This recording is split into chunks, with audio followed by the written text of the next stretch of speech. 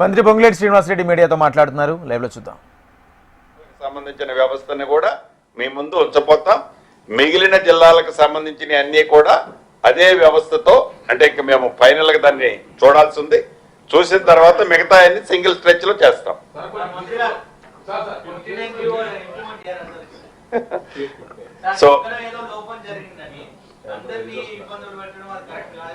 So తప్పకుండా దీని మీద కూడా మీరు అడిగింది వ్యాలిడ్ పాయింట్. అంటే ఆ రష్ లో ఎక్కడ తప్పు జరుగుతుందనే హోల్డ్ చేయడం జరిగింది. సో 59కి సంబంధించింది కానీ 58 సంబంధించిన దాన్ని కూడా వీలైన తొందరలో జెన్యూన్ ఉన్న వాటిని క్లియర్ చేస్తాం. ఇలా వెట్ చేయడానికి వ్యవస్థ ఉంది. అంటే జీపీఎల్ వేసాం, గ్రామ పరిపాలక అధికారులను వేసాం, సర్వేలను వేసాం. పూర్తి వ్యవస్థని పూర్తిగా పారదర్శకంగా తీసుకొచ్చాం కాబట్టి వాటిని కూడా క్లియర్ చేయడానికి as early as possible government will take call.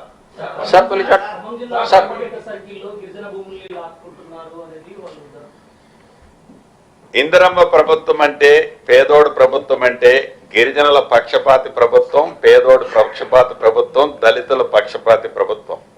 ఏ పేదోడి ప్రభుత్వం ఇందిరమ్మ ప్రభుత్వంలో లాక్కోవటం జరగదు. అలా ఏదన్నా జరిగి ఉన్నా కూడా తప్పకుండా అటువంటి చర్యలు తీసుకుంటాం.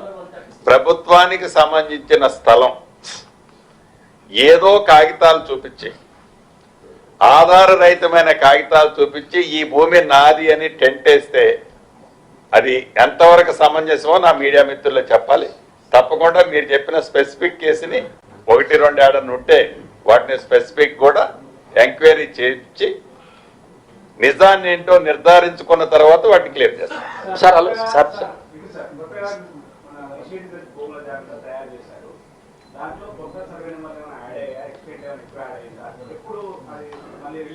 అంటే ఆల్మోస్ట్ ఫైనల్ స్టేజ్ లో ఉన్నట్లుంది.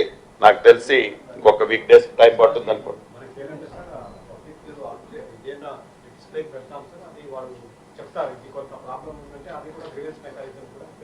అంటే ఫైనల్ చేసింది మన వాళ్ళు, మన అధికారులు, కలెక్టర్లు, వారి టీం చేసిన, మా సెక్రటరీ గారు చెప్పినట్టు పబ్లిక్ వెబ్సైట్ లో పెట్టిన తర్వాత వాళ్ళ అబ్జెక్షన్స్ ఏదైనా ఉంటే చూసి, వాళ్ళ అబ్జెక్షన్ జెన్యూన్ ఉంటే రిమూవ్ చేస్తాం, జెన్యూన్ కాకపోతే యాజ్ ఇట్ ఈజ్ ఉంటాయి.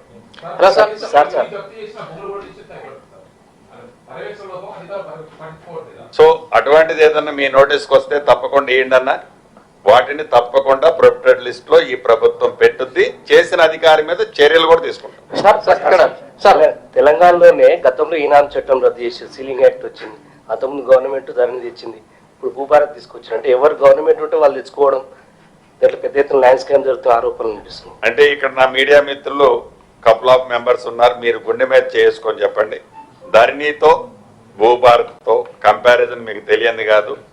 ధరణితో పడ్డ ఇబ్బందులు మీకు తెలియంది కాదు. ఇందులో ఉన్న మిత్రులే చాలా మంది పడ్డారు. ఇక్కడ నా ప్రభుత్వం వచ్చిందని నేను ఒక చట్టం, ఇంకొక ప్రభుత్వం వచ్చింది ఇంకొక చట్టం, ఇంకొకళ్ళు వచ్చిందని చట్టము అనేది తేటం ముఖ్యం కాదు. ఆ తెచ్చిన చట్టము సామాన్యుడికి చుట్టంలా ఎంతవరకు ఉంటుంది అన్నది ముఖ్యం. అలా తేటమే జరుగుతుంది తప్ప అది దాంట్లో కరెక్షన్స్ చేస్తూ మంచిది ఉన్నదాన్ని యాజ్ ఇట్ ఈజ్ ఉంచాం. మ్యుటేషన్ సిస్టమ్ ఉంది. నేను చాలా సందర్భాల్లో చెప్పిన బాగుంది, దాన్ని కంటిన్యూ చేస్తున్నాం ఈ భూభారత చట్టంలో అన్నాను. ఆ మ్యుటేషన్ చేసేటప్పుడు అన్నదమ్ములు, 4 అన్నదమ్ములు ఉంటే 4 అన్నదమ్ముల్లో 2 ఇండియాలో ఉండి 2 విదేశాల్లో ఉంటే వాళ్ళ నోటీసులో లేకుండా నేను అర్ధరాత్రి చేసుకొని ఆ 2 వచ్చిన తర్వాత నా భూమి మీద అన్నా అంటే మేమిద్దరం పంచుకున్నారు అంటే ఆ పెయిన్ ఎట్లుంటుందో, తల్లిదండ్రులు సంపాదించిన ఆస్తి నాకు రాలేదని విదేశాల్లో ఉండేవాడికి పెయిన్ ఎట్లుంటుందో మనకి తెలియదు కాదు. అటువంటి వాటిని కరెక్షన్ చేశాం. అంతేగాని ఏదో మా ప్రభుత్వం వచ్చింది వారు చేసిన మొత్తాన్ని బేషజానికి పోయి రిమూవ్ చేసి మేము కొత్తది ప్రింట్ చేస్తామని అనలేదు, భవిష్యత్తులో కూడా అనబో. సార్, ఈ government lands for example irrigation lands ఉంటాయి కదా సార్, వాటి పేరు మీద కూడా ఇంకా ఈ రైతు బంధు లాంటివి తీసుకుంటున్నారు. రిజిస్ట్రేషన్ అట్లే ఉంచుకొని పట్టాస్ తీసుకొని. సో మీరు చెప్పింది 200% నిజం.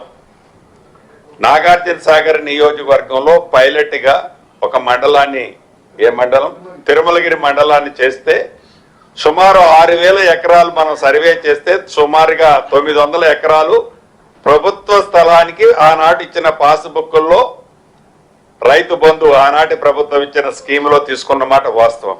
వాటన్నిటిని తగ్గించాం. ఇందాక నేను ఏదైతే ఈ భూదారిచ్చి ఈ ప్రతి ల్యాండ్ ని సర్వే చేస్తే దీంట్లో ఉండే లొసుగులన్నీ బయటకు వచ్చి డెఫినెట్ గా ఇది స్ట్రీమ్ లైన్ ఎక్కించడం చాలా తేలిక. వడ్డించినప్పుడు నాకు వడ్డించేది ప్రాపర్ గా అందరికి వడ్డిస్తే హ్యాపీగా ఉంటది. సైంటిఫిక్ గా వడ్డిస్తే ఎవరు ఏం తప్పు పట్టరు. ఒకసారి ఒక అతను వడ్డించి నువ్వు నీకు వడ్డించడం కుదరదని అనడానికి ఒక సైంటిఫిక్ రీజన్ చూపించాలి. ఆ రీజను ప్రాపర్ గా చేసేదే ఈ సర్వే కానీ ఈ భూదారి కానీ ఇతరత్ర ఈ వ్యవస్థ అంతా దానికోసం చేసే స్కీమే.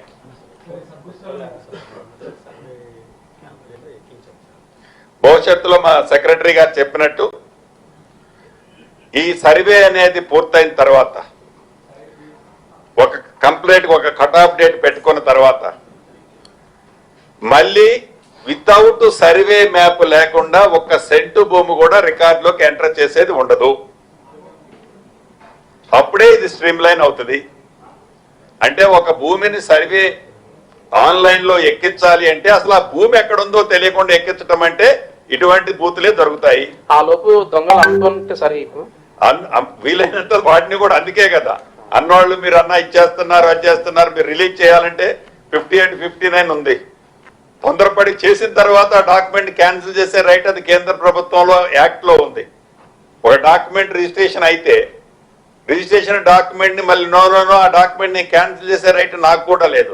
ఆనరబుల్ కోర్టులకు ఉంది, లేకుంటే కోర్టులు డైరెక్షన్ ఇస్తేనే ఉంది, లేకుంటే కూడా ఏమీ లేదు. దాన్ని ప్రొహిబిటెడ్ లిస్ట్ లో పెట్టగలుగుతా. సో అటువంటిది జరగొద్దని కేంద్ర ప్రభుత్వానికి కూడా ఆల్రెడీ రాష్ట్ర ప్రభుత్వం రాసింది. బై మిస్టేక్ డబుల్ రిజిస్ట్రేషన్లు అయినా ఏ కారణం చేతైనా తప్పుడు రిజిస్ట్రేషన్లు ఉంటే ఆ తప్పుడు రిజిస్ట్రేషన్లు క్యాన్సిల్ చేసే రైట్ కూడా కావాలని కేంద్ర ప్రభుత్వాన్ని అడిగాం. కేంద్ర ప్రభుత్వం కూడా ఆ చట్టాన్ని సవరించే దిశలో ఉన్నదనేది నాకున్న ఇన్ఫర్మేషన్.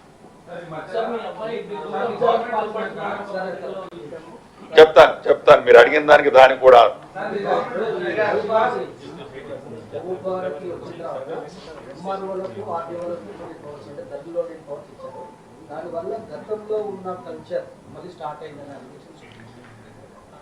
సో డీసెంట్రలైజేషన్ చేసిన తర్వాత డెఫినెట్ గా వ్యవస్థలో ఎక్కువ యాక్సెస్ దొరుకుతుంది.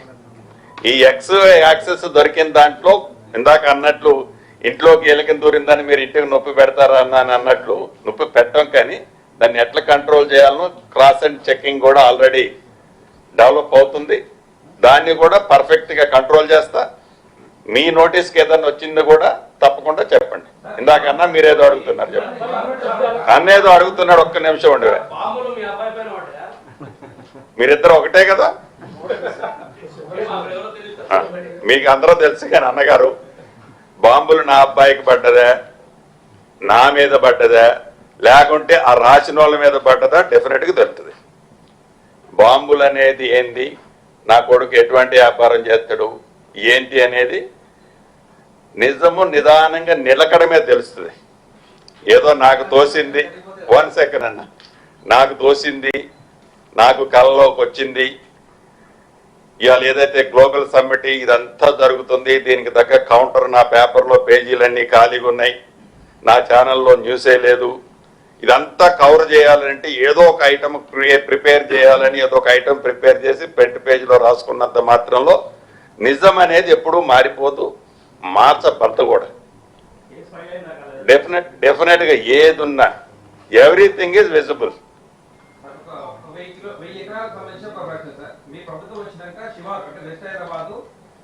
పంచాయతీ ఉన్న వాటి మున్సిపల్ చేసారు, ఇమీడియట్ మున్సిపాలిటీ మొన్న జిహెచ్ఎంలో రిలీజ్ చేశారు. ఇవన్నీ జియో ట్రిబుల్ వాళ్ళు అక్కడ ఒక్క ల్యాండ్ కూడా కన్వర్షన్ అడిగి వేయలేదు. మరి అలాంటి ల్యాండ్ అదే జిహెచ్ఎంసీ వచ్చేసిన ఉద్దేశంతో అంతకుముందు జియో సిస్టమ్ పెట్టాడు, ఇచ్చిన పెడితే అది నిర్మాణాలు అయిపోతున్నాయి. 2 జలాశయాలు కూడా పొల్యూషన్ అయిపోయినాయి. పర్యవేక్షణలో పైన ముమ్మాటి ఉంది సార్. ఇప్పుడు జిహెచ్ఎంసీ వచ్చింది కాబట్టి అడ్డు వర్క్ లేకుండా పోతున్న పరిస్థితి. దీనిపైన దృష్టి పెడుతున్నారు. తప్పకుండా ఏదైతే 111కు సంబంధించిన ల్యాండ్స్ ఉన్నాయో ఈ 111కు సంబంధించిన దాంట్లో ఆనరబుల్ హైకోర్టు డైరెక్షన్స్ ఇతరత్ర